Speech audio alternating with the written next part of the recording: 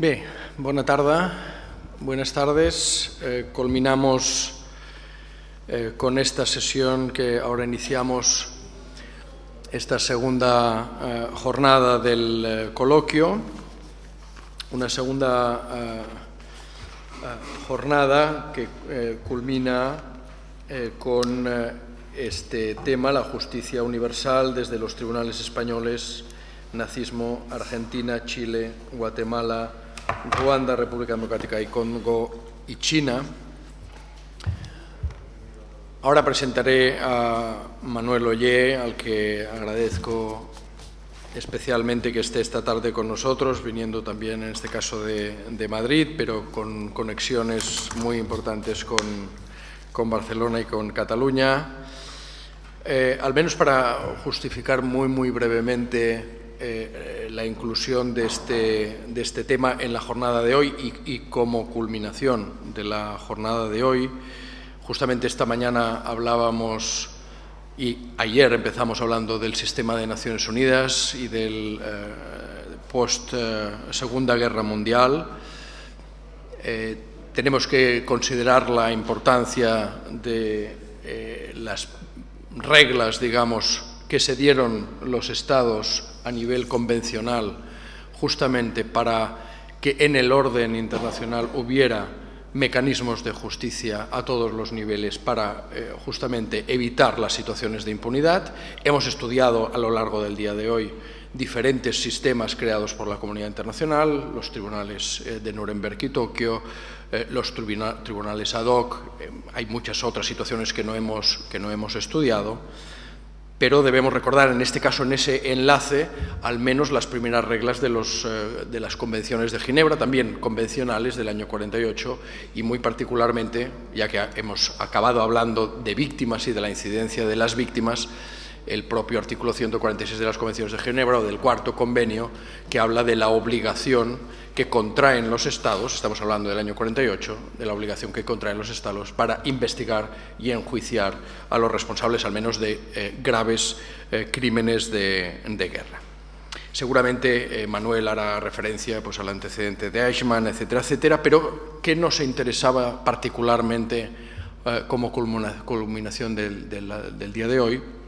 Justamente la perspectiva del esfuerzo de, en este caso, un miembro de la comunidad internacional, como es España, a través de sus tribunales, para investigar y juzgar crímenes de carácter internacional en aplicación del derecho internacional y también del derecho nacional. Y hemos puesto ahí algunos de los ejemplos. Manuel, lo digo porque no está citado dentro de las situaciones, pero también lleva el caso del Sáhara, que tiene en este caso una incidencia muy directa con la transición española y la colonia, digamos, española, y que en este caso, digamos, es uno de los casos vivos o que se mantiene vivo a pesar de la modificación de la normativa de la jurisdicción universal. Pero, en todo caso, algunas de estas situaciones también vale la pena ponerlas de manifiesto porque se trata de denuncias que se ponen de manifiesto en España respecto de víctimas españolas y no españolas fuera de España. Y que algunas de estas situaciones, además, convergen con comisiones de la verdad que se plantean o como comisiones de investigación o como comisiones de reparación. Y en todo caso, al menos tenemos aquí a Ana Messuti, que mañana intervendrá y que en algunos de las intervenciones públicas que hemos hecho en los últimos tiempos poníamos de manifiesto justamente que a raíz de las denuncias que se efectuaron ante los tribunales españoles en relación a Argentina, Argentina ha sido capaz, a partir de esa aplicación de la jurisdicción universal en los tribunales españoles, de invertir la dinámica, de suprimir las leyes de amnistía y de punto final, cosa que no ha hecho España, y que de alguna manera, como eso incide ya no solo a nivel internacional y a nivel jurisdiccional y a nivel legislativo en el Estado, sino en el reinicio de procesos en el lugar donde se cometieron los hechos, con más de 200 procesos en marcha. Por lo tanto, y hemos acabado de alguna forma con la referencia a la Corte Penal Internacional, que de alguna manera establece justamente la complementariedad con esas iniciativas, bien de tribunales nacionales, bien de tribunales nacionales que investigan situaciones en países extranjeros.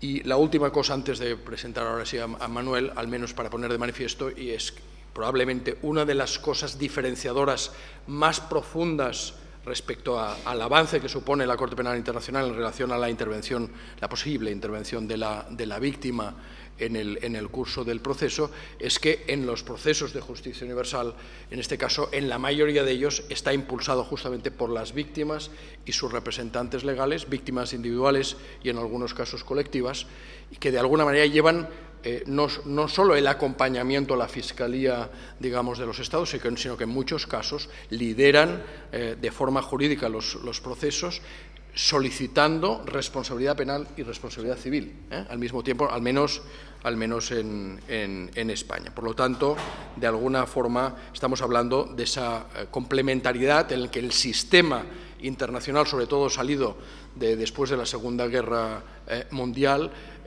lo que busca es justamente evitar la impunidad y busca diferentes instrumentos dentro de la comunidad internacional a través de los Estados, partes de esa comunidad internacional y de Naciones Unidas, para que se investigue y se juzguen los graves crímenes de derecho internacional. Y por eso, y para ello, hemos traído, yo diría que uno de los mayores expertos en justicia universal en nuestro país.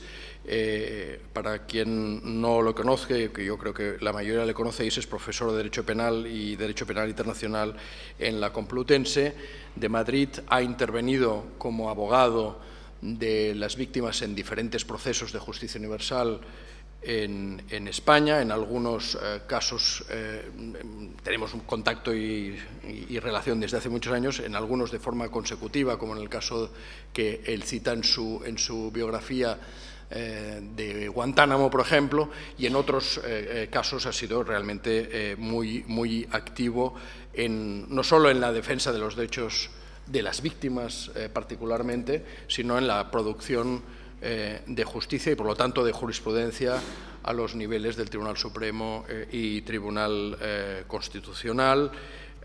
Y para no alargarme, porque tiene un currículum que estaríamos aquí toda la tarde, al menos sí destacar, que lo veis aquí también en su currículum, el libro Justicia Universal para Crímenes Internacionales, publicado, que justamente es un buen compendio para quien le interese profundizar sobre la justicia y la jurisdicción universal en relación a los diferentes estatutos, digamos, a nivel teórico, pero también, sobre todo, de casos prácticos que se han llevado en la jurisdicción universal. Por lo tanto, queríamos darle una importancia central, vuelvo a decir, en esa línea que hemos ido marcando a lo largo del día de hoy y, sobre todo, en la tarde de hoy, para poner esa pieza del engranaje tan importante que es la jurisdicción universal, que en nuestro país ya sabéis que ha quedado gravemente mutilada.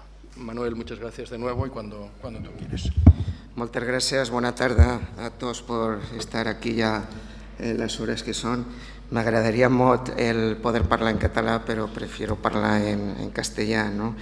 Aunque el meu pare era catalán y por tanto tengo la mitad de la sangre catalana, yo creo que se dice he vivido veure, ¿no?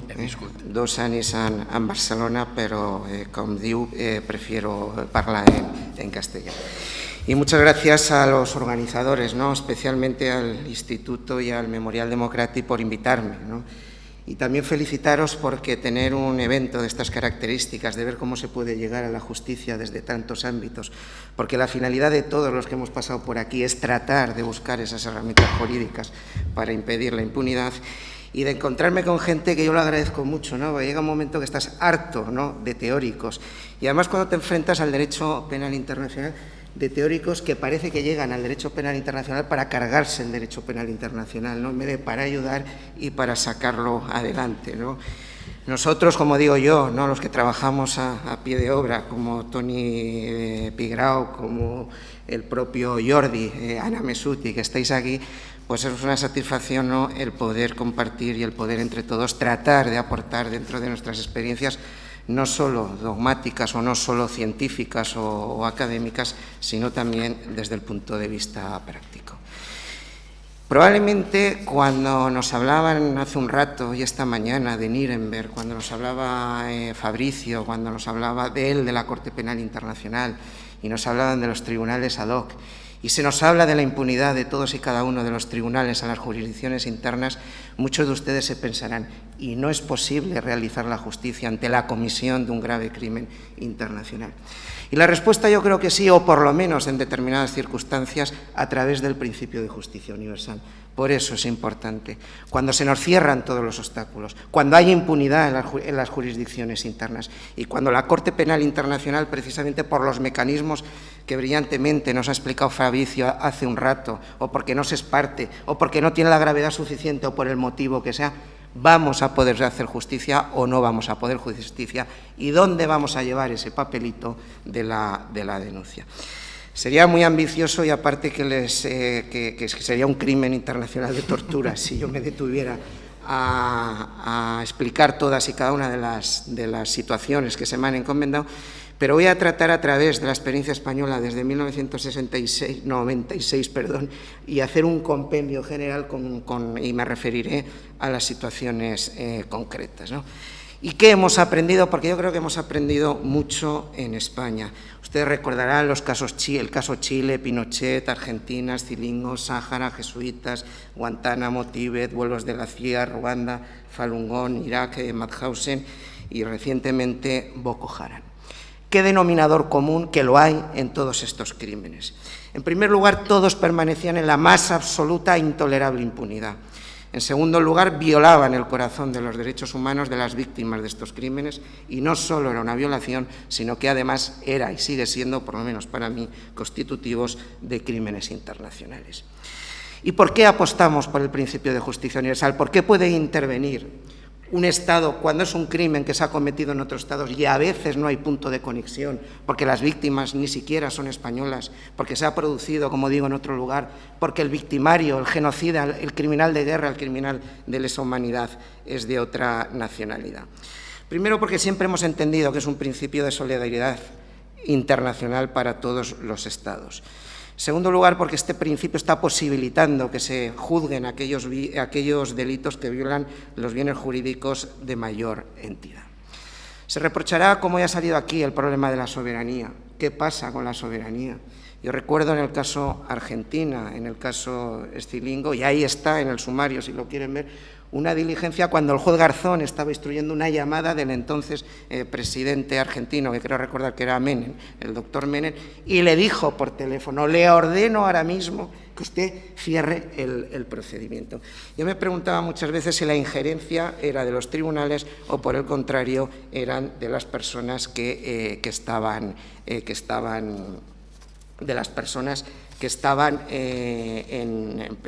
precisamente siendo investigadas. Se nos ha dicho hace un rato por Rafael Grasa, yo creo que hoy la soberanía la tenemos que entender precisamente en relación y de la mano del principio, ese principio de Naciones Unidas del deber de la responsabilidad de proteger. Hay derechos y obligaciones, y cuando se violan los derechos que tienen los Estados en materia de derechos humanos, tiene que intervenir de la forma que sea la comunidad internacional. Y el principio de justicia universal también forma parte de esa comunidad internacional. Fíjese que este principio nadie lo duda. Y yo creo que hay que ser contundente, porque si estuviera otro en la mesa empezaría a decir que si tiene origen internacional. Nadie lo duda que al menos para los más graves crímenes internacionales o para los crímenes de primer grado, como yo le llamo, genocidio, lesa humanidad y crimen de guerra, tiene un origen consuetudinario indiscutible. Si tiene un origen consuetudinario, ¿por qué no se va a aplicar? ¿Por qué no se animan otros Estados a realizar lo mismo? El fin, como ya he dicho antes, es evitar la impunidad, y se aplica y se evita a través de la aplicación del derecho interno y también del derecho penal internacional, que sería un debate enorme en aquellos sistemas que, por ejemplo, van a enjuiciar un genocidio, una lesa humanidad, y no está allí. Y no está allí en la legislación interna. Se podría aplicar, no se podría aplicar, pero no entro porque es un debate absolutamente interminable. Y este principio yo lo relaciono también, y me acuerdo en este momento de la justicia transicional, porque quizá adelanto una conclusión. Desde la justicia universal se llega en los sistemas transicionales como complemento de los mismos a hacer justicia. Hay obligaciones no solo internacionales, sino nacionales de investigar, de enjuiciar, en su caso de sancionar si se encuentra culpable y de reparar. Estamos hartos en la historia de la humanidad que los grandes criminales una y otra vez han quedado siempre al amparo de la impunidad y las víctimas desamparadas. Yo me pregunto si hoy podemos decir, ya se ha insinuado por aquí en alguna otra mesa en pleno 2015, si la reparación a las víctimas no podemos decir que es un auténtico derecho humano. Y en este sentido, verdad, justicia, reparación y garantía de no repetición, yo estoy, y la experiencia mía, no solo española, sino fuera de España, absolutamente convencido, como se dijo aquí, que es una forma comprensiva, que son las 4 patas de la mesa y que no podemos prescindir de ninguna de ellas. No se puede negociar, no se puede decir a cambio de una reparación voy a suavizar la justicia, a cambio, como pasaba con los nietos y los hijos de las madres de Plaza de Mayo en Argentina, que hacían una especie, no recuerdo muy bien, les daban algo con la finalidad de evitar la acción de la justicia. Y son 4 conceptos en el mundo que vivimos ahora absolutamente, y que nadie nos engañe, compatibles con el desarrollo y con la seguridad. Y son 4 principios que además los protagonistas son las víctimas y que además fortalece la independencia de los sistemas judiciales.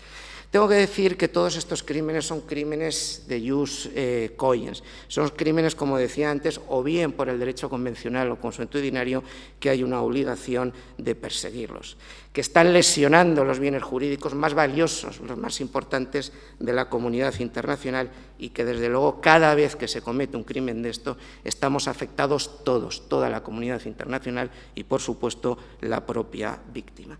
Y estos crímenes, como digo yo, de primer grado, también generan obligaciones. La imprescriptibilidad, como ya se ha dicho aquí, la improcedencia de la actuación bajo la obediencia debida, la no inmunidad de jefes de Estado, pero una y fundamental es la persecución de estos crímenes al amparo del principio de justicia universal. Y yo muchas veces me pregunto, oiga, un genocidio no es lo mismo en la Audiencia Nacional, en la Corte Correccional o en la Cámara Federal de Buenos Aires, que en no sé qué Tribunal de Justicia de no sé qué país, que en la Corte Penal Internacional, que en el Tribunal de la Yugoslavia o de Ruanda. ¿Por qué hay esa discriminación cuando estamos hablando del mismo hecho? O el mismo hecho, no, del mismo delito que lesiona el mismo bien jurídico. ¿Por qué no se va a perseguir al amparo del principio de justicia universal? Yo no me imagino a un enfermo que esté enfermo porque se ha roto la pierna, por no poner tampoco un ejemplo trágico. No, si voy al hospital de Barcelona me curan, pero si voy al hospital internacional de no sé dónde, o me van a curar peor o no me van a curar. ¿Por qué el médico, por qué el jurista no trata igual el genocidio cuando la esencia, tanto desde el punto de vista del victimario como de la víctima, es la misma, sea cual sea el escenario? Nosotros en España inauguramos el principio de justicia universal para este tipo de crímenes, como decía antes, en 1996 con el tema de Argentina y con el tema de Chile. Todos recordarán la detención de Pinochet en Londres en el año 98 y en Madrid la detención de Scilingo en el año 97, un año antes, en octubre, que luego resultó condenado por crímenes en el marco, en el contexto de crímenes contra la humanidad, que sería largo explicarlo. España siempre ha tenido, hasta el año 2009, quizá una de las legislaciones más abiertas en relación al principio de justicia universal, junto con la belga del año 99, legislación belga que también, cuando empezó a investigar a aquellas personas de Israel, de Estados Unidos, etcétera, le dijeron: o modificas la ley o la base de la OTAN desaparece de aquí, y no sé cuántas otras cosas más. Eso llegó a España, que pasará inmediatamente a 3 modificaciones distintas. Y la pregunta que muchas veces nos hemos hecho: ¿la justicia universal se ejercía en España? ¿Nosotros nos quejábamos o se quejaba alguien cuando el juez Garzón desembarcaba, o mejor dicho, aterrizaba con un helicóptero en las aguas jurisdiccionales próximas, por ejemplo, a las Canarias, ahí incautaba un barco de droga, o detenían a falsificadores de moneda, en aquella época que existía desde el año 85, que es nuestra ley orgánica del Poder Judicial, que los detenían cargados de... Y la respuesta no solo era que no, sino que precisamente se aplaudía. La esencia por la que se producía esa detención y esa investigación es idéntica a la de los casos que yo acabo de citar. Pero claro, ¿cuál es el problema? El componente político. Todos estos crímenes, de forma directa o indirecta, el aparataje estatal, como sujetos activos de los mismos, aparece. Y, por tanto, esa participación de jure o de facto por parte es lo que hace que se produzcan las presiones de los mismos. Ustedes recordarán probablemente los autos de 4 y 5 de noviembre del año 98, 2 o 3 días antes había tenido en Madrid, en la Audiencia Nacional, una probablemente de las vistas más impresionantes a las que yo he asistido por todo, por lo que allí se dijo, por lo que allí se decidía, que era si España tenía jurisdicción para el enjuiciamiento de Chile y Argentina. La respuesta fue, para sorpresa primero de nosotros, por unanimidad, que efectivamente sí se tenía. ¿Y por qué cito estos autos? Porque ya en esas dos resoluciones, cuando el Ministerio Fiscal español, lamentablemente en aquel entonces, había alegado que no se podía perseguir el tema de Chile por la ley de amnistía y el tema de Argentina por la ley de punto final y también la de ley de obediencia debida, esos tribunales españoles dijeron que esas leyes no se podían tener en cuenta, con otras palabras, por no hacerlo largo, precisamente porque estaban violando el derecho penal internacional, o mejor dicho, el derecho internacional de los derechos humanos. Es la primera vez que un Tribunal de Justicia español dijo que no se admitían obstáculos en la persecución de estos graves crímenes internacionales. A estos dos casos, en el año 99 apareció el caso interpuesto por Rigoberta Menchú, la Premio Nobel de Guatemala. Y la pregunta que era, ¿qué va a pasar con la justicia universal? Se va a acabar, porque ya empezaron las voces críticas, España no se puede convertir en el juzgado de guardia universal o en el juzgado de guardia del mundo. Y a partir de aquí empezaron los problemas. Nosotros, como decía antes, teníamos un principio de justicia universal puro.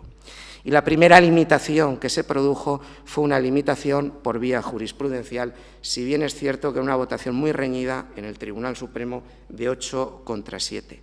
Ahí los magistrados dijeron que España no tenía jurisdicción para enjuiciar el Tribunal Supremo el caso de Guatemala porque se requerían, cuando la ley no lo decía, 3 puntos de conexión o que hubiera víctimas españolas, que el presunto responsable estuviera en España o que existiera la existencia de un interés nacional. Afortunadamente, esa sentencia, 2 años después, en septiembre del año 2005, es anulada por el Tribunal Constitucional. Pero claro, el gobierno en aquel entonces decía, no podemos con los jueces que cumplen su trabajo cuando lo están haciendo bien, porque probablemente la prevaricación no es las que se inventan, sino la prevaricación judicial es precisamente dejar de hacer lo que se debe de hacer de acuerdo no solo al derecho nacional, sino al derecho internacional. Y apareció la primera limitación legal, que es la ley del año 2003 de 10 de diciembre de cooperación con la Corte Penal Internacional. Por esa ley prácticamente se restringía y se decía que España, siempre que tuviera competencia en la Corte Penal Internacional, lo digo muy brevemente, no íbamos a tener. Y yo muchas veces me pregunto, y aquí tenemos un experto que sabe muchísimo más que yo, oiga, ¿y no está el principio de complementariedad? Si precisamente, como se nos ha dicho hace un rato, la Corte Penal Internacional dice, oiga, que yo no quiero intervenir, que tienen que ser ustedes los Estados y yo solo, para el caso que ustedes no quieran, o no les dé la gana, o sean unos auténticos fraudulentos, como es las situaciones en las que pasa, vamos a intervenir. Yo creo, en mi opinión, que el Estatuto de la Corte Penal Internacional, precisamente el tema de la justicia universal, lo dejó abierto y probablemente expresamente por lo que fuera. Y llegamos al año 2005 con la primera sentencia de 19 de abril, que yo creo que es un monumento al derecho penal internacional, con independencia que luego el Tribunal Supremo la casara en parte. Esa sentencia dictada por un magistrado que me consta que es muy bienvenido en esta casa, mejor dicho, ponente, que es José Ricardo de Prada, condenó por primera vez en España por crímenes de lesa humanidad. y hace un alarde de cómo se debe entender el principio de legalidad internacional en el ámbito del derecho penal. Posteriormente, el Tribunal Supremo absuelve delitos de lesa humanidad y en una solución imaginaria absolutamente rarísima en el año 2007, dice que son delitos de asesinato, etcétera, me estoy refiriendo a la sentencia de Scilingo, cometidos en el contexto de crímenes contra la humanidad. Y llegamos a la tercera limitación legal. Llegaba un momento que España ya no solo eran los procesos que he dicho de Guatemala, etcétera, caso Couso, a quien afecta a Estados Unidos, caso Sáhara, que se interpone 2006-2007, se admite a quien afecta a Marruecos, el caso de Gaza, los casos de la flotilla que afecta a Israel y el caso Tíbet. Y empiezan las presiones políticas. Ayer, creo recordar, porque ya no sé si llegué ayer o hoy, ayer me parece que llegué, cuando me iba a acostar vi un resumen de una entrevista que le habían hecho al presidente del Gobierno y yo digo, con todo el respeto del mundo, digo, pero ¿cómo tendrán tanta cara? ¿Por qué? Porque dice que ellos respetan la independencia judicial y que van con los jueces a muerte. Claro, cuando los jueces en aplicación de la legalidad internacional y nacional no hacen lo que ellos quieren que hacen, pues te cambiamos la ley y ahora por narices esa independencia es la independencia que yo te obligo a admitir, ¿no? Esa limitación legal fue ocasionada, lógicamente, por los casos Couso, Israel, como decía antes, vuelos de la CIA, China y Sáhara. Y aquí el legislador, cuando el Tribunal Constitucional había dicho que eso era absolutamente impensable, entre otras cosas, porque no estaba en la ley, el legislador vuelve a incorporar esos 3 puntos de conexión que el Tribunal Supremo había dicho y el Tribunal Constitucional los había quitado, que había que tener presuntos responsables en España o que existieran víctimas de nacionalidad o que hubiera algún vínculo de conexión relevante. Supeditaba a que no existiera un procedimiento efectivo, lo cual tiene cierta lógica, no es deseable que haya 2 procedimientos abiertos sobre el mismo. Y finalmente decía que habrá que sobreseer todos aquellos casos que no cumplieran los requisitos que había. Y claro, como afortunadamente la decencia judicial, personal y profesional de los jueces o de muchos de ellos de la Audiencia Nacional, en aplicación del derecho internacional, hicieron una aplicación del conjunto del ordenamiento jurídico. Y como no pudieron, llegamos al 2014. Y en el 2014 se produce la última modificación que en términos, y lo digo un poco gráficamente, es el genocidio de la Ley de Justicia Universal, la Ley 1/2014 de 13 de marzo. Si habíamos pasado a un criterio restringido con la del 2009, ahora pasamos a un criterio absolutamente restringido. Se confunde, la técnica legislativa es deplorable, se confunde la justicia universal con criterios de aplicación extraterritorial de la ley, de resolución de eventuales conflictos jurisdiccionales y tantas otras cosas más. Ahora, para que ustedes vean el despropósito, se exige como vínculos de conexión para los crímenes de los que estamos aquí hablando, genocidio, lesa humanidad y guerra, que el presunto autor sea español o extranjero con residencia habitual en España, o si se ha solicitado la extradición, que se haya denegado y que se pueda y que se deba juzgar. Lo de los vínculos de conexión yo no les voy a cansar porque no estamos en una clase, pero si hay algo pacífico, y aquí estamos rodeados de cátedros de Derecho Internacional, si hay algo pacífico en el ámbito del Derecho Internacional es que al menos las convenciones de Ginebra establecen la obligación de la persecución de estos crímenes al amparo del principio de justicia universal. Llegamos a abril del 2015 y el Tribunal Supremo se carga de un plumazo el caso Tíbet y luego hace un corta y pega para el caso tuyo, para el caso de Ruanda y para el caso Falun Gong. Y reconoce que hay obligación y reconoce que las convenciones están diciendo que hay que perseguirlos y que los estados se tienen que mejorar para llevar a los criminales de guerra ante sus propios tribunales. Pero dice, oiga, in absentia ustedes no pueden, al menos que esté aquí. Yo muchas veces me pregunto dónde está el Instituto de la Extradición, dónde está el instrumento de la OED. Oiga, y yo no puedo abrir un procedimiento porque creo que puede estar aquí. ¿Y qué pasaría, por poner algún ejemplo que sería larguísimo explicar, si yo lo abro porque está aquí y luego se marcha? Oiga, déjeme usted por lo menos averiguar de acuerdo por lo menos a esa obligación que usted tiene. Y no nos olvidemos que cuando hablamos de estos crímenes, estamos hablando de crímenes que por su naturaleza y por el bien jurídico obligan a su persecución. Si nosotros leyéramos los principios criticados de Princeton, pero los critican porque son doctrinales, o los recientemente principios que se aprobaron en Buenos Aires, Madrid, Buenos Aires, veremos que la justicia universal, de acuerdo al derecho penal internacional y a otras circunstancias, no debe estar sujeta a vínculo de conexión alguno. Así lo dice también la resolución de Cracovia y alguna otra vez más. Y fíjense si es, y me quiero controlar, ignorante el legislador español. Dice que además para perseguirlos tienen que tener residencia habitual en España. Hoy podemos haber comido en el restaurante este de aquí al lado con un genocida, con un criminal de lesa humanidad que ha venido a ver el partido del Barcelona Fútbol Club contra, contra el que juegue el domingo, que no me acuerdo quién es, entre otras cosas porque soy del Madrid, para ver el partido de fútbol, porque ha venido a la playa, porque está de compras, y no se le va a poder hacer ni así. Es más, yo me imagino la cara de un policía honrado y digno, como la gran mayoría que hay en este país, en el aeropuerto del Prat, y que diga, oye, pero y que le diga al de al lado, este no es un genocida, y que no lo puedan detener y que no se le pueda hacer absolutamente nada, salvo que tuviera un código rojo de otro país. Estos criterios alternativos, y vuelvo un poco, digo, estos criterios, estos nexos de conexión, son los que han puesto fin a los procedimientos que acabo de decir.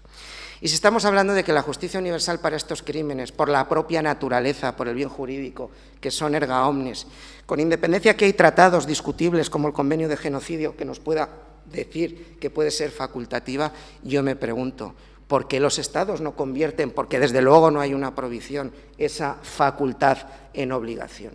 Y ahí está la razón de ser, la propia esencia de ese crimen internacional. Preámbulo del Estatuto de la Corte Penal Internacional lo dice clarísimo, que es deber de todo Estado ejercer su jurisdicción penal contra los responsables de crímenes internacionales y que hay que adoptar medidas de cooperación internacional para asegurar que sean sometidos a la acción de la justicia.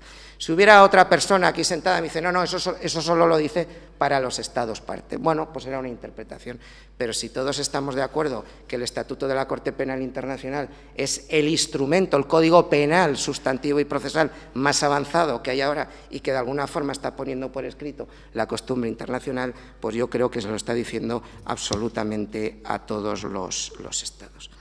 Esta ley, además, la del 2014, produce una inquietante dislate. Está consagrando dos tipos de víctimas, las víctimas de primera y las víctimas de segunda. Y lo digo con un ejemplo. Todos los que estamos aquí, o los españoles, que nos fuéramos a cualquier país y que fuéramos víctimas de un crimen de genocidio, de un crimen de lesa humanidad o de un crimen de guerra, por ejemplo, porque somos militares, porque estamos en una misión de paz, porque trabajamos en una ONG, porque somos profesores que estamos en una estancia de investigación, porque somos estudiantes que estamos en Erasmus o porque nos hemos ido a ver el partido del Barcelona en la final de la Copa de Europa, no vamos a tener la tutela judicial de los tribunales españoles. Si por el contrario somos víctimas de terrorismo, sí vamos a tener esa tutela judicial. Si ustedes cogen todos y cada uno de los casos, de los 14 o 15 que había hasta hace 4 días en la Audiencia Nacional, verían que la ley ha sido hecha a medida de todos y cada uno de los casos para poderlos cerrar. Afortunadamente, y gracias al trabajo de tantas personas, de tantas instituciones y muy especialmente de las víctimas, se ha podido llevar adelante. Que no hayan sido cerrados algunos de los que he dicho. En segundo lugar, establece el principio de subsidiariedad relativa, que ya se nos ha explicado antes, porque aparte que es una copia literal del artículo 17 del Estatuto de la Corte Penal Internacional. En este sentido, ¿qué es lo que se viene a decir? Dice, oiga, si hay otro tribunal competente, ustedes no van a poder enjuiciar. Pero yo creo que es bueno el tema de la subsidiariedad relativa. Yo recuerdo, por ejemplo, en el caso de Guatemala, que cuando recibíamos los autos o las comisiones rogatorias, ¿ustedes creen que cumple con los estándares de la justicia del proceso debido? 5 años para citar a un testigo, 7 años para un perito, jueces exiliados, fiscales exiliados, jueces asesinados, fiscales asesinados. ¿Eso es que hay un procedimiento efectivo en otro país o verdaderamente es una pantomima y una forma de eludir la acción de la justicia? Aquí quiero significar un auto importante de 20 de abril del año 2005, que es la primera vez que en España se dicta el reconociendo, entre comillas, la ineficacia de la cosa juzgada fraudulenta, precisamente al amparo del 17 del Estatuto de la Corte Penal Internacional. Ustedes saben que la masacre de los jesuitas, algunos españoles en El Salvador, pues fue una auténtica farsa y una pantomima. ¿Cómo se puede decir que un juicio gozaba de todas las garantías de independencia, de todos los estándares del debido proceso, cuando los fiscales se tuvieron que dar de baja, cuando el jurado, porque fue por jurado, estaban coaccionados, cuando estaban deliberando rodeados de policías con las metralletas apuntando, cuando se falsificaron las pruebas, cuando desaparecieron las autopsias y tantas otras barbaridades que prefiero ni acordarme? Y precisamente aquí el Tribunal Supremo, que es uno de los requisitos que establece la ley, ¿cómo vamos a saber si hay voluntad de hacer justicia? ¿Cómo vamos a saber si verdaderamente ha habido una justicia fraudulenta? Lo decide la Sala Segunda o Sala de lo Penal del Tribunal Supremo. Y en el caso jesuitas se dijo que no había garantizado ese ejercicio efectivo. Por tanto, yo creo que esto es bueno, lo único bueno de la ley, ¿no? Para poder evaluar y que no nos digan, no, como se ha abierto un procedimiento en no sé dónde, hay que cerrarlo. Esa subsidiariedad relativa nos puede llevar a estas circunstancias.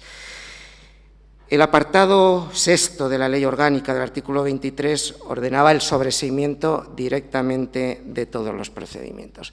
O sea, es difícil, y lo digo ya sin ningún apasionamiento, ver la desfachatez del Ejecutivo a través, utilizando al Legislativo por la mayoría que tienen, esa intromisión absolutamente intolerable en el Poder Judicial que digan, y además usted archive todo lo que tenga delante.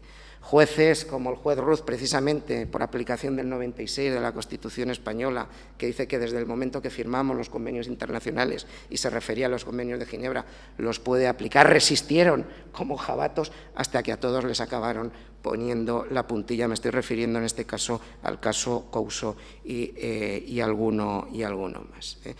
Si ustedes leen sentencias del Tribunal Constitucional, del Tribunal Europeo de Derechos Humanos, lo dice clarísimamente, que no puede haber una injerencia en este tipo de circunstancias.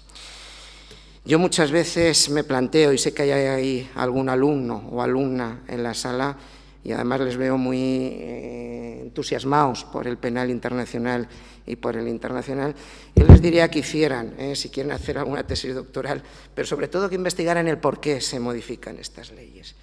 Unas leyes de este calado, unas leyes orgánicas de estas características, hablo tanto las de 2009 como las de 2014, se hicieron en la clandestinidad, se sustrajeron del debate parlamentario necesario, no llamaron a ni uno solo de los expertos y para que vean, por ejemplo, la del año 2009 se incorpora en una cláusula con el sistema de organización de la Administración de Justicia.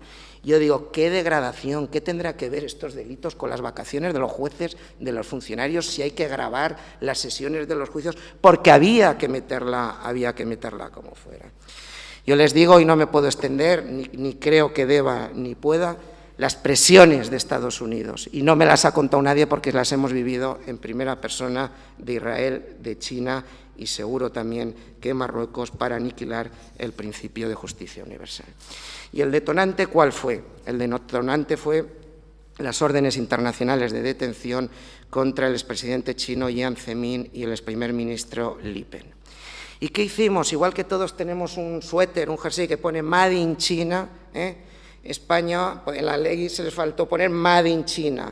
presionaron a España, compraron esa ley al actual gobierno español, el 20% de deuda, y estoy seguro también que por el puesto en el Consejo de Seguridad de Naciones Unidas, como miembro no permanente, pero no me quiero extender, para precisamente modificar esa ley. Toda la justicia universal, y voy terminando, es importantísima la cooperación internacional. Si son hoy, y podría contar experiencias absolutamente admirables de cómo se han movilizado las víctimas, cómo de un día para otro hemos tenido aquí las pruebas, porque se han mandado por avión, por videoconferencia, etcétera. Cómo vienen con un esfuerzo tremendo, o se hace por videoconferencia a declarar, y luego en esa justicia universal de ida y vuelta, como yo le llamo, que les hablará mañana Ana Messuti, por ejemplo, desde Argentina, hoy están pidiendo pruebas para los juicios que allí se están instruyendo que se habían practicado en España. España ha sido pionera en la defensa de los derechos humanos. Yo creo que tenemos que estar orgullosos de la marca española en estos últimos años al amparo del principio de justicia universal y de lo que ha contribuido al desarrollo del derecho penal internacional. Y les digo, desde el acompañamiento de ya hace muchos años, del año 94-95, con las víctimas, que dicho sea de paso, mi primer carné de abogado fue del Colegio de Barcelona, en el año 88, el 16.027, que todavía me acuerdo. La rentabilidad de la justicia universal no se mide por tener una sentencia. Yo creo que es algo más importante. No hace mucho la presidenta del tribunal en Guatemala, que juzgó a Ríos Montt y que le condenó con independencia de lo que sucediera después, lo dijo claramente. Si no hubiera sido por los procesos españoles, esto no se hubiera podido llevar. Ahí está la sentencia de 16 de junio, si mal no recuerdo, del año 2005 de la Corte Suprema de la Nación Argentina, y el voto particular o concurrente, como decís allí, de Zaffaroni, cuando dice, ya está bien que eran las jurisdicciones internas que nos estuvieran mojando la oreja. Anulemos definitivamente la ley de punto final y obediencia debida y sigamos adelante. La masacre de los jesuitas, cómo en ese diálogo, que para mí es admirable, informal jurisprudencial, entre los diferentes tribunales, cómo el Tribunal Español ha dialogado con la jurisprudencia de la Corte Interamericana de Derechos Humanos en el tema de la cosa juzgada fraudulenta y no se ha admitido aquí en España. Yo creo que tenemos un instrumento absolutamente positivo para las investigaciones de los Estados. Tal vez tendremos que repensarla. Y en ese repensamiento la justicia universal no tiene que ser, como está pasando en España, para impedir el enjuiciamiento, sino todo lo contrario, para facilitarlo. Y aprovechando que está Fabricio, yo no sé, y a lo mejor es una locura, pero yo creo que gracias a las locuras de tantas personas y de tantas víctimas que se empeñaron en combatir la impunidad, hoy podemos hablar de estas sentencias condenatorias de la Corte Penal Internacional, etcétera. ¿Por qué no ponemos la justicia universal al servicio de la Corte Penal Internacional? Porque esa escasez de medios que tenéis, que te quejabas antes, y que los Estados, parte de la Asamblea de hace una semana, pues yo creo que han mirado para el lado distinto de donde venía el aire. ¿Por qué no los ponemos ahí? ¿Por qué no los ponemos en el ámbito de la Unión Europea?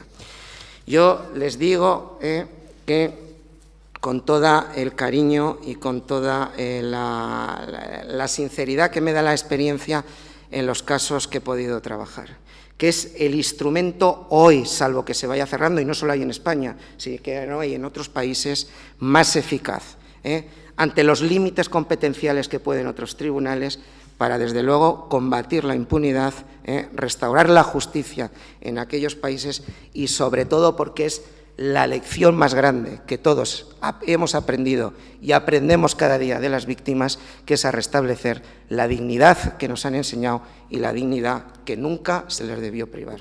Nada más y muchas gracias.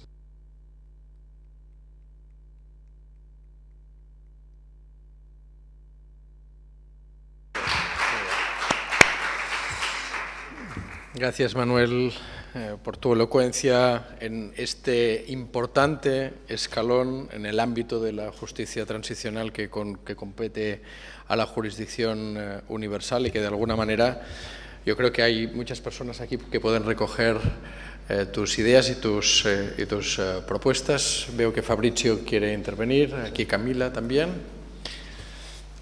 Vamos a abrir ese turno y Toni también. Sí, adelante. Muy brevemente, bueno, Manuel, muchas gracias por tu exposición. Lo que voy a decir ahora seguramente te va a gustar. Como ustedes saben, posiblemente lo saben, hace un par de años la Fundación de Baltasar Garzón inició una serie de encuentros regionales e internacionales a discutir jurisdicción universal, en los cuales la Fiscalía de la Corte estuvo representada, y la posición que nosotros hemos comunicado en forma consistente y continua es que no hay ninguna incompatibilidad entre el Estatuto de la Corte Penal Internacional y jurisdicción universal, que la supuesta dualidad o díada u oposición entre uno y la otra es una falsa opción, y que todo lo contrario, el Estatuto, como vos sugerías, de algún modo presupone un sistema compartido de responsabilidad frente a crímenes internacionales, en donde que a su vez presupone que los Estados tengan la mayor base de herramientas posibles jurisdiccionales para poder ser socios de la Corte frente a en su tarea de responder a crímenes internacionales. Y esto se da, a mi modo de ver, en dos dimensiones. En primer lugar, nosotros desde el inicio dijimos la Corte se puede ocupar de unos pocos casos por situación. Tiene recursos muy limitados, y aun cuando los Estados nos dieran todo lo que quisiéramos que nos dieran, que no nos dan, no seríamos capaces de lidiar con todos los hechos punibles, por ejemplo, en una situación tan compleja como la República Democrática del Congo, uno de los conflictos armados más prolongados del mundo, con una enorme cantidad de víctimas. Por lo tanto, lo que la Corte deja es una brecha de impunidad. Y esa brecha de impunidad se tiene que cerrar a partir de la cooperación de los Estados nacionales. Ahora, el Estado del territorio choca contra la lógica del principio de complementariedad, porque es o un Estado que no puede o es un Estado que no quiere reaccionar penalmente. Y esto deja necesariamente a otros Estados como principales socios para poder lidiar con aquellos hechos y aquellos autores con los cuales nosotros no vamos a lidiar. Y en este contexto la jurisdicción universal cae de maduro, que es una herramienta esencial para poder ser un socio de la Corte en luchar y para poder lidiar con la brecha de impunidad. Y además de esto están, como vos decías al principio, esto es dentro del sistema de la Corte, pero por fuera del sistema de la Corte, allí donde la Corte no puede ejercer jurisdicción, bueno, o es jurisdicción universal o es la nada, porque, salvo que estemos creando tribunales ad hoc, salvo que estemos creando otros mecanismos de adjudicación. Así que en este sentido, realmente esta devaluación de la jurisdicción universal, que no solamente ocurrió en España, también ocurrió en el otro gran centro neurálgico de la jurisdicción universal en Europa, que fue Bélgica, en ambos lados, digamos, la inclusión de puntos de conexión restrictivos y en algunos casos irrealizables, como el de residencia habitual o permanente, digamos, en el territorio español, realmente es una mala noticia para el sistema de justicia penal internacional en su conjunto, incluyendo para la misma Corte Penal Internacional. Vamos a hacer intervenciones acumuladas teniendo en cuenta la hora. Camila, por favor. Gracias. Muchas gracias por su intervención. Efectivamente, en América Latina reconocemos la importancia de la lucha contra la impunidad de los graves crímenes cometidos en nuestra región. Pero no puedo evitar pensar y preguntarme, como observadora, reconozco no muy informada del caso español en detalle, pero no puedo dejar de pensar en el reciente informe del relator especial para la promoción de la verdad, la justicia, la reparación y las garantías de no repetición a propósito de su visita a España. Y la pregunta que me surge así con mucha contundencia es si en algún momento los jueces españoles argumentaron en los casos de Argentina y Chile que no reconocían la validez de las leyes de amnistía para perseguir penalmente a los máximos responsables de los delitos más atroces, porque eso mismo no ha pasado aquí internamente, porque el Poder Judicial no ha ejercido, no ha argumentado que efectivamente esa ley de amnistía que todavía está vigente pueda ser o pueda ser reinterpretada, como también se decía ayer, e iniciar los procesos judiciales en contra, por ejemplo, de los responsables de la desaparición forzada, crimen de ejecución permanente, que no prescribe, para no entrar, digamos, en casos más complejos de lesa humanidad o incluso crímenes de guerra. Eso por un lado. Y por el otro lado, también me llama mucho la atención que no se haya, o no sé si se ha hecho, sería una pregunta, si se han movilizado desde la sociedad civil o desde la academia para que la jurisdicción internacional, universal, perdón, se aplique en el caso español. Es decir, ¿por qué no movilizar la voluntad de otros estados para que hagan lo que España hace en otros países? Pregunto. Bueno, gracias por sus... Espera, que hay dos más, perdón. Tony a continuación y después John. Sí, que se me da la cabeza. Bien, yo en realidad quería decir parte de lo que ha dicho Fabricio, pero entonces hago un complemento. Él ha hablado de las brechas de impunidad que deja la Corte en el ámbito internacional, lo que queda por fuera, pero es que ahí hay dos ámbitos de impunidad. El ámbito de impunidad, podríamos decir, ordinario, que la ventaja que tiene es que el Consejo de Seguridad puede liberar ese ámbito de impunidad planteando al Consejo de Seguridad el tema a la Corte, y el ámbito de impunidad potencial reforzado, que es cuando hablamos de estados que no son parte en la Corte y que además son miembros permanentes del Consejo de Seguridad. Si pensamos en Rusia, en China y en Estados Unidos, que tienen derecho de veto sobre el tipo de resolución del Consejo de Seguridad que se requiere para llevar un asunto a la Corte, ahí tenemos una impunidad potencialmente completa, sin resquicios, y por tanto ahí o es por la vía de la jurisdicción universal, asumiendo por tanto todas las presiones y capacidad de, digamos, de represalias en sentido no armado que eso puede conllevar, o no hay nada, es decir, nada que hacer, ¿no? Por tanto, quería reforzar poniendo este ejemplo que todavía es más grave de brechas, por tanto, quiere decir que el espacio negro o no cubierto por la Corte es tan grande que si todos los estados hicieran lo de España, que es decir, cuando sea competente la Corte, que lo haga la Corte, y nosotros solo poquita cosa, pues entonces el espacio de impunidad nunca se va a completar, ¿no? o a eliminar. Gracias, Tony. John Philpott, aquí al final. No sé si hay alguna petición más. Pues con esta acabaremos. Voy a explicarle los problemas de la jurisdicción universal en Canadá. El poder de llevar casos en contra de una persona es bajo el control total del Estado federal canadiense. No hay iniciativa privada como ustedes tienen así, porque es un sistema de common law, la fiscalía tiene todo. Es imposible, es casi imposible hacer algo. Lo que pasó, que hizo una queja, una demanda, fue condenado por, digamos, una persona, un hombre tuvo 25 años y no tengo mucha confianza en el juicio. Bueno, el segundo, los testigos que vinieron, estaban los testigos sindicato organizado por el gobierno de Ruanda. Hemos podido tener declaraciones conflictivas, pero tuvimos problemas con la Fiscalía del Tribunal Internacional para Ruanda y con el tribunal, porque esta gente había hecho testimonio en el Tribunal Penal Internacional para Ruanda bajo confidencialidad. La defensa hizo quejas y demandas con la Procuraduría. No puedo tener solamente la Fiscalía responsable, pero no han logrado tener acceso a las declaraciones conflictivas seguro, porque son mentiras organizadas. Y finalmente el segundo ganó su juicio. Canadá dijo, no más, no podemos. Ahora, este ejercicio del político exterior canadiense es nada más. Se pasa por Tribunal de Inmigración. Es que usted está de Ruanda,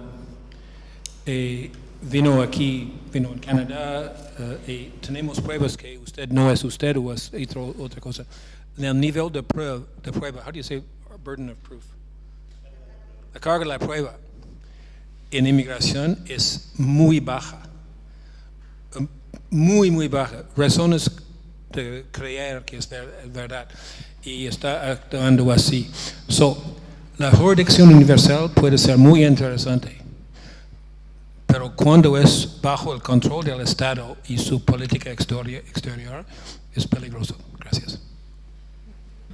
Sí, bueno, voy a tratar de ordenar un poco y gracias a todos por las sugerencias y las reflexiones. Se me ha olvidado decir una cosa importante. En la ley esta también se cargó la posibilidad de las acusaciones populares, es decir, ahora o bien es la víctima directamente o es la Fiscalía. Yo, con todo el cariño a los fiscales de la Audiencia Nacional Española, que son magníficos y algunos y hasta, majos, pero no me imagino al fiscal general del Estado dándole una orden al fiscal de la Audiencia Nacional para que la inicie de oficio. ¿Qué han hecho las víctimas? Materialmente es imposible que ellas por sí mismas puedan ir con un abogado, etcétera.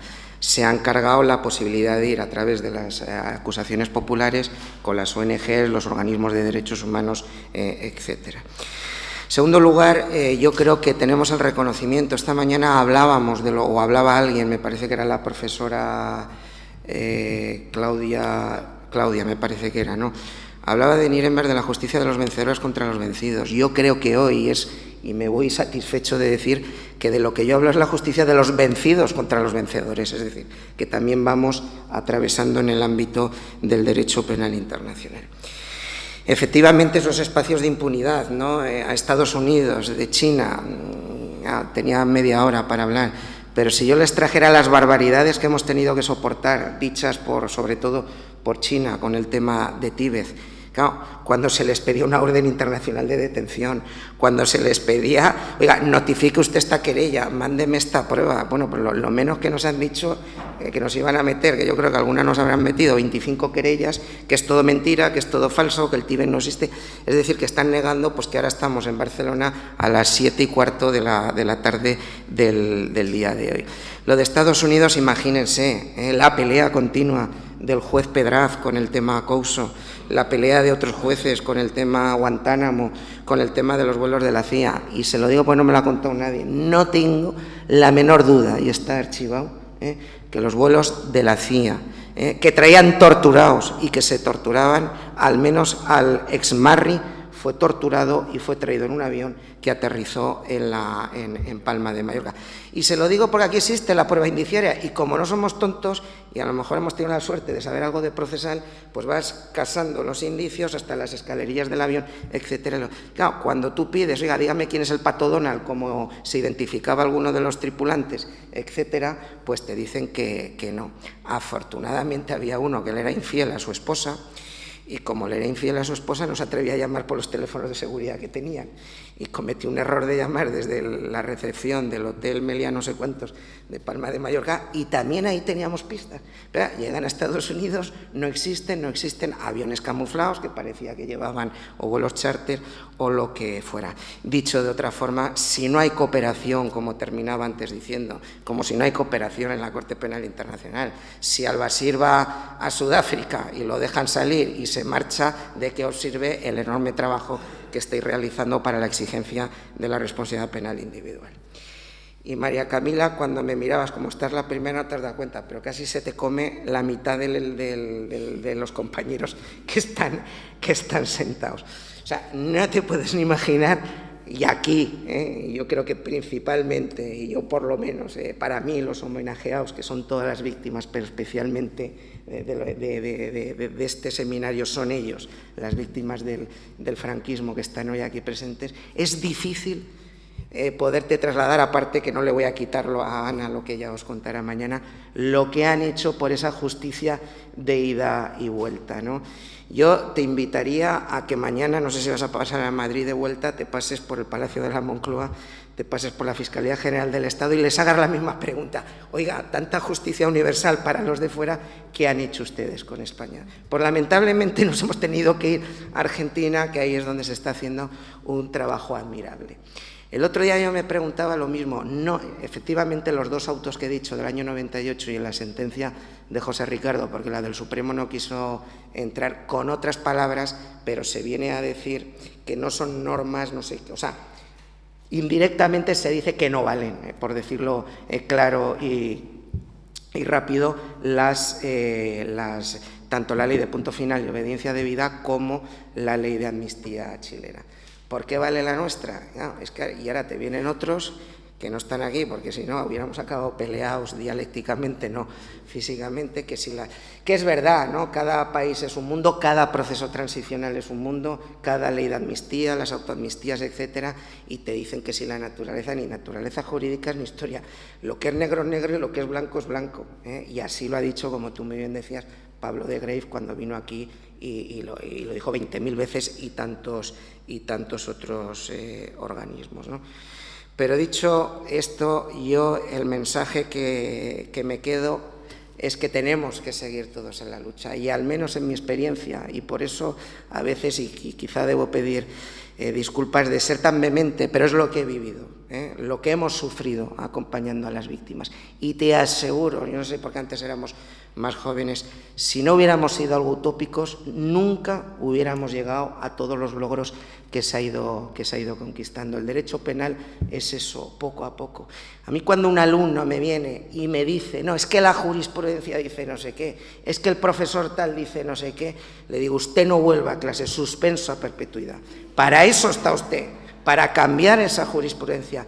Y desde luego, y lo digo de absoluto corazón, porque a veces nos tachan que si nos saltamos los principios, creo, al menos conscientemente e inconscientemente, jamás hemos transgredido el más mínimo principio, y lo digo para los detractores del penal internacional en general, ni de legalidad ni de absolutamente. Hemos tratado de descongelar aquellos principios de Nuremberg, que estaban excesivamente congelados como consecuencia de la Guerra Fría, ponerlos en valor y aplicarlos. Y como dice un gran compañero nuestro, Carlos Eslepoy, ojalá a alguien se le hubiera ocurrido meter la primera acción de justicia universal o de justicia que se llame por lo que sea, antes de las de España y antes de no sé qué, porque a lo mejor de muchos casos que hoy estamos lamentando jamás se hubieran producido. ¿Alguna última? Erika, sí. ¿Querías hacer una intervención? ¿Erika? Perdón. Tenemos todavía 10 minutos. Si hay alguna otra intervención, pues venga. Sí. Bueno, muchísimas gracias, profesor. Es un placer escucharlo. Mi pregunta o mi reflexión es si tenemos vuelta atrás respecto al asesinato que hemos vivido del principio de justicia universal en España. Está muy próximo a cambiar las elecciones. Los partidos políticos denominados progresistas se afanan en promover que van a derogar y van a modificar unas cuantas leyes regresivas de derechos, entre las cuales la Ley de Justicia Universal. Realmente tenemos marcha atrás, y durante este tiempo que ha estado vigente la ley queda impune esto que los pasos a medida que echaron para atrás, que tiraron para atrás. Entonces, ¿cómo podemos visionar en los próximos años, teniendo en cuenta que hubiera un cambio de gobierno? Cuando se modificó la ley en el 2014, recordarán que absolutamente todos los partidos políticos, excepto el Partido Popular, dijeron que era una barbaridad y que no había que modificarla, ¿no?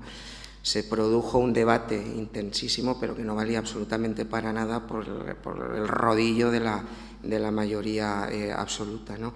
En este momento, y al menos nosotros, y digo nosotros no a título individual, ¿no?, sino por la Asociación Pro Derechos Humanos de España, con la que colaboro, hemos hablado con todos los partidos políticos por los programas electorales sobre modificación. Todos han dicho que efectivamente quieren volver al punto donde se dejó la justicia universal antes de la reforma del 2014. ¿Lo harán o no lo harán? Pues ya sabemos todos, pues ahora no sabemos, no sabemos, por supuesto que no lo sabemos, si va a gobernar A, B o C, pero claro, no sabemos si A, porque no dicen nada para el caso que no tenga votos, y va a estar con C, con H o con J, ¿no? Entonces ahí pues es el. Yo estoy convencido que con el tiempo, no sé si nuestros nietos lo verán o lo que sea. No, que me refiero que la justicia universal acabará volviendo a sus cauces, ¿no? Y porque es que esos tópicos que tenemos ahora tiene que ser, o se integrará de no sé qué forma, o será una especie de sección de esa Corte Penal Internacional que todos soñamos que un día pueda enjuiciar a un ciudadano de Estados Unidos, que cuando Estados Unidos vaya a firmar con un Estado pequeño ese convenio para que si detienen a uno de sus nacionales no lo pueda entregar a la Corte Penal Internacional, por supuesto a cambio de un buen tratado de venta de peras, se me ocurre, o de manzanas, es decir, que están coaccionando precisamente para evitar esa justicia penal internacional. Es novedoso, porque como digo, se congeló. Hemos tenido la suerte que la criatura ha empezado otra vez a andar, y lo que tenemos que hacer es acompañarla, ayudarla y en lo que esté de nuestra parte el poderlo hacer. Pero yo estoy seguro que todas esas personas, y es muy duro cuando te vienen víctimas de no sé qué conflicto, y tú le dices, pues mire, a lo mejor un poco con la Corte Penal Internacional, pues, y te dicen, oiga, ¿y usted por qué interpone esta acción en el caso no sé qué y no quiere con el nuestro? Es que esa víctima es más que la... Y dice, pues mire, este tribunal da de sí lo que sea, o por temas porque nosotros mismos, y se nos ha tachado, nos estábamos cargando la justicia universal en la Audiencia Nacional, cuando es el 0,14 o el 0,15 de los asuntos. Y Fabricio, si algún día vienes a la Audiencia Nacional, te aseguro que vas a vivir muy bien, porque a los fiscales, las víctimas y las asociaciones de víctimas se lo dan todo hecho. Es decir, que encima no se les traen las pruebas, se les da todo en bandeja, porque es una colaboración absoluta la que tiene. ¿Por qué no nos valemos, ¿no?, de este tipo de herramientas? El problema es el problema político. Recuerdo cuando se modifica la del 2009, que dicho sea de paso estaba el Partido Socialista en la del 2009, cuando llega Felipe González, no, ¿cómo se llama? Zapatero. Cuando llega Zapatero a Israel, cuando la ministra, pues hombre, yo supongo que Jordi, que es una persona educada, cuando han recibido a todos los que habéis venido de fuera, les habrá dicho, ¿qué tal el viaje? ¿Está usted cansado? Pues cuando le reciben a Zapatero, lo primero que hacen, y ahí están los periódicos, es darle un abrazo. Gracias, presidente español, por modificar la ley de justicia universal, ¿no? Entonces, bueno, pues eso es una anécdota de tantas, ¿no? Bien, yo creo que era una garantía la intervención de pasión por la justicia, por los derechos humanos de Manuel Ollé, y su tratamiento en última instancia no hacemos más que en la línea de lo que se planteaba en el día de hoy, sobre todo durante esta tarde, de ver qué mecanismos tenemos dentro de la comunidad internacional para actuar justamente en el ámbito de la justicia, de los derechos humanos y en procesos de justicia transicional. En última instancia, de algo debe servir, siguiendo y liando con tus manifestaciones, el enorme esfuerzo que ha hecho la comunidad internacional en el último siglo para construir un acervo de carácter internacional que lleva a la culminación de la creación de la Corte Penal Internacional, pero también del compromiso de los Estados para investigar y juzgar a esos grandes responsables de los graves crímenes internacionales. No son cualesquiera, sino son los graves crímenes internacionales. Y en todo caso, mañana tendremos ocasión, a través de Ana y de Felipe, que están aquí en caso, y complemento quizás un poco la respuesta que hacías, ¿no?, en el sentido de que no solo en relación a la amnistía, que hay una xarxa, una red nacional que reclama desde hace tiempo, digamos, la anulación de las leyes de amnistía, y en todo caso el relator especial lo que hace es o bien la anulan o bien la reinterpretan, como se han hecho en muchos países del mundo y particularmente en el ámbito latinoamericano. Pero en todo caso hay una exhortación a la continuación de la investigación de jurisdicción universal de los tribunales argentinos, pero también al legislador nacional para aplicar la jurisdicción universal desde la preocupación de Naciones Unidas.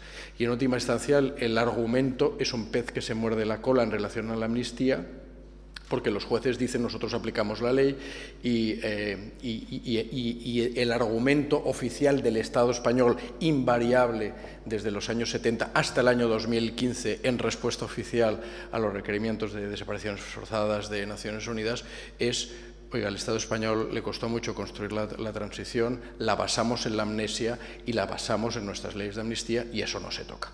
Y por lo tanto es un pez que se muerde la cola, en el que afortunadamente que tenemos relatores de Naciones Unidas y miembros de Naciones Unidas que de alguna manera empujan, y no en cualquier momento, sino en el momento en que España es miembro no permanente del Consejo de Seguridad de Naciones Unidas.